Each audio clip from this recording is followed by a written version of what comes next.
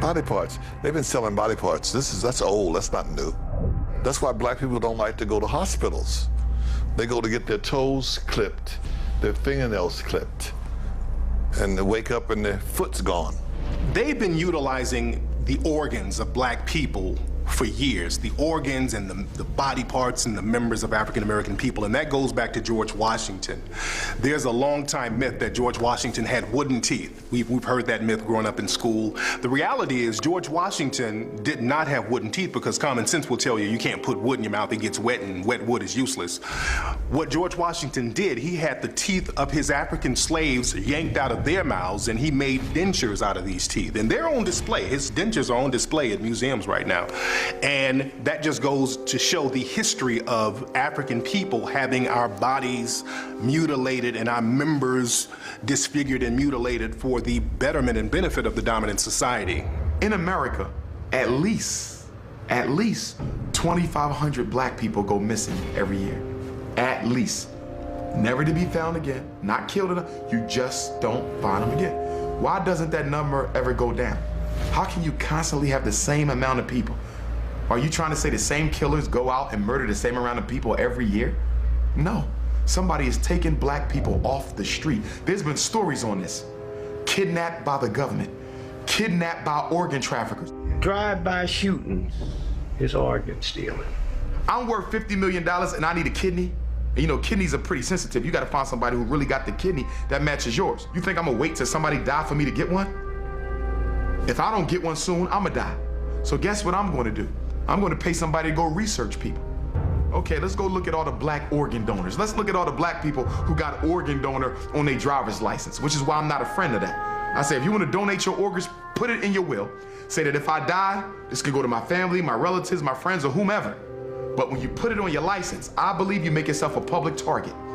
And so what did they find? We got a guy in Los Angeles. He has the same blood type as you, same kidney type as you likely. He healthy though, he ain't likely to die no time soon. He don't know you, so he ain't gonna give you no organ for free. So guess what we're gonna do? We're gonna arrange a murder that makes it look like he was in a car accident. We're gonna arrange a murder that makes it look like he committed suicide. So the next thing you know, you coming out the gas station, boom, you get hit by a Mack truck, you dead, gone. You get taken to the funeral home, your family come to the funeral, they don't know that before your body got laid to rest, a little hole was poked and they pulled your kidney out.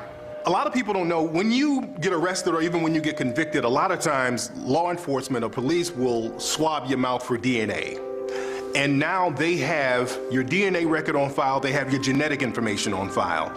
And you have to understand, with law enforcement, a lot of times they'll sell your information to tabloids and, like, especially celebrities, they sell their information to tabloids and magazines and news outlets all the time. So it's not a stretch to believe that they won't use your DNA or your genetic information for nefarious reasons. You, my son. Cops come by and inform me you just been shot dead. You don't have jurisdiction over that body. That's the coroner.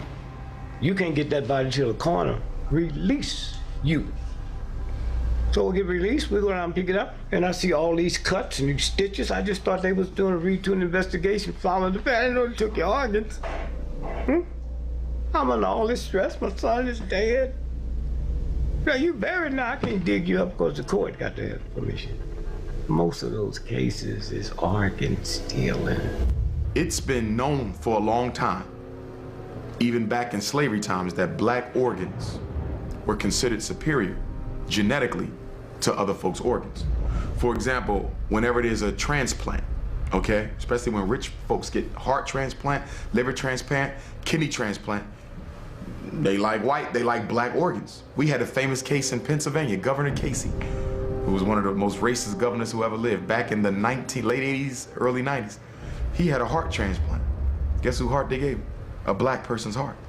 Down in Georgia, there was a case of an African-American 17-year-old kid who was found mysteriously dead at school. He died in the gym, they did an autopsy and they buried him. His family, they weren't satisfied with the results because they still wanted to know what happened to their son. They had the body exhumed, found out that his organs were missing and his body was stuffed with newspapers, and people are still trying to find answers. The officials down there in Georgia, they act like they don't know what's going on. There was another case out here in California. A young African-American man was found dead in Death Valley in the desert All of his organs were missing. His liver, heart, lungs, kidneys, all gone. There's a case in the UK recently. A Somalian girl was brought over there for organ harvesting. They found out that they were going to harvest her organs and they stopped that. There was another case in Asian couples. They went over to Africa. They adopted a black girl. 2 weeks later, she was dead. So these cases of organ harvesting are just going on all over the world, and people are being real quiet about it. The Rodney King riots. The cops arrested 18,213 black folks. They couldn't account for 10,000 of them. That's what happened in New Orleans. Remember when you saw those helicopters? They were picking up all them black babies and taking them up in the helicopter. And my husband and I sit there and say, we wouldn't have sent our son with them. I don't care who they was. We'd all died in the water together. We wouldn't have sent our baby up there. And they never got a bunch of those children back, as we all know. Organ harvesting in Africa, it's a business. In fact, they've set up so many sophisticated places around the so-called third world where there are nations like France, England, New Zealand, Israel. All these places now are looking in the impoverished areas because mostly in these impoverished areas like Brazil, places in South Africa, right here on this continent, wherever there's poverty, there's crime. And wherever there's crime, you know there's a lot of deaths and there's a lot of shooting. They are killing black people for their organs. Think about it. Organs are the only commodity that people must have to live that you cannot buy in a store. So if I am sick and I need a heart, I can't buy that. And we know all the problems with the fake hearts. Now they can give a pacemaker to a bad heart. But what about when the heart needs to be replaced? You gotta find a match and it ain't none on the donor list and I'm worth $50 million and I could care less about black people anyway? Guess what? Somebody gonna get shot in a drive-by. Switch over to Haiti.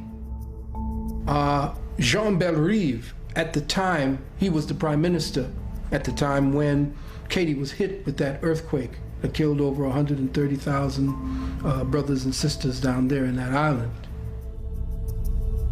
They had a report on CNN with Jean Bellerive, and he said specifically that there was organ harvesting and child kidnapping going on. And we have already reports of a lot of trafficking, even of organ trafficking. Of organ trafficking? Yeah. Now? Now, already. Of the victims of the earthquake? Yeah. So, do you know that for sure? Yeah, I know that for sure, and it was discussed in Montreal during the conference.